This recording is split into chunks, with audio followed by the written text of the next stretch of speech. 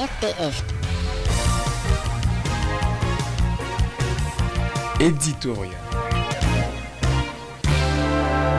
Les leçons non apprises, l'histoire répétée des échecs des troupes étrangères en République démocratique du Congo, c'est le titre de notre réflexion ce week-end. C'est une réflexion qui vous est rendue par Emmanuel Nkalenda Chibango.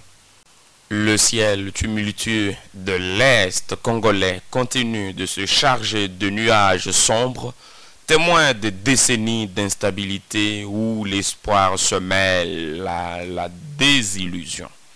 À travers les méandres de son histoire récente, la République démocratique du Congo, notre beau pays, a vu défiler forces étrangères, émissions militaires internationales, toutes investies d'une noble ambition, je cite, ramener la paix. Mais l'épilogue reste tragiquement identique.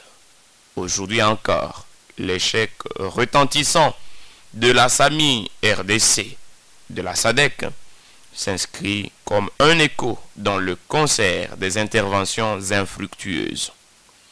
D'abord, un cycle sans fin, l'héritage des échecs passés. Depuis les premières heures, des missions telles que la MONUC, puis la MONUSCO et enfin la SAMI RDC, l'histoire semble obstinément s'écrire dans un cercle vicieux.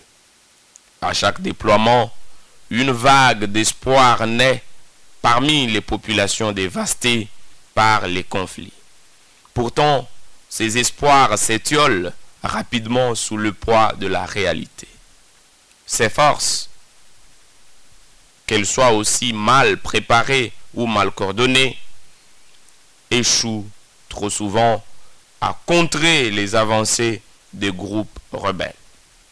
La prise récente de Goma et Bukavu illustre une fois de plus cette incapacité des forces étrangères à stabiliser durablement la région. Des échecs aux racines profondes. Pourquoi ces missions, riches en ressources et appuyées par des moyens diplomatiques considérables, échouent-elles? Peut-on s'interroger? Une analyse rigoureuse révèle des failles multiples, dont une méconnaissance criante des dynamiques locales, un manque de coopération avec les forces nationales, des mandats souvent flous et insuffisants, et une faible capacité d'adaptation aux mutations rapides de stratégies rebelles.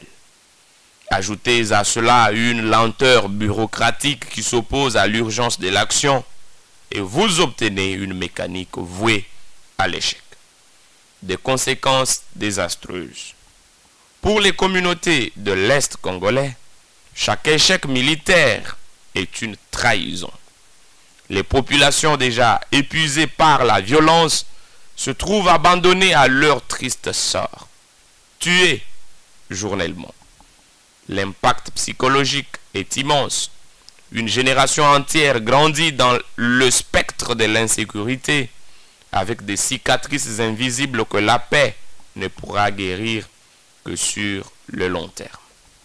Apprendre où sombrer, miser sur les FARDC pour un avenir stable. Toute stratégie de stabilisation de la partie orientale du pays ne peut se faire et ne peut non plus faire abstraction des FARDC qui doivent constituer la pierre angulaire d'une défense nationale efficace. Mais cela exige, disons-le, une restructuration en profondeur via la modernisation des équipements, la professionnalisation des forces et l'éradication des dysfonctionnements systémiques. Les solutions ne viendront durablement que par une armée nationale forte, enracinée dans la confiance et le soutien des populations qu'elle protège. Il est impératif d'apprendre des erreurs du passé, non pas pour alimenter des rapports stériles, mais pour reconstruire une stratégie véritablement adaptée aux besoins de la RDC. La clé réside dans une compréhension profonde des réalités locales, une collaboration sincère avec les acteurs nationaux et une refonte des approches militaires traditionnelles. Les solutions ne viendront pas de l'extérieur uniquement, mais d'un dialogue franc, inclusif, qui place les Congolais au cœur de la résolution de leurs conflits. In fine, l'échec répété des interventions militaires étrangères ne doit pas devenir une fatalité.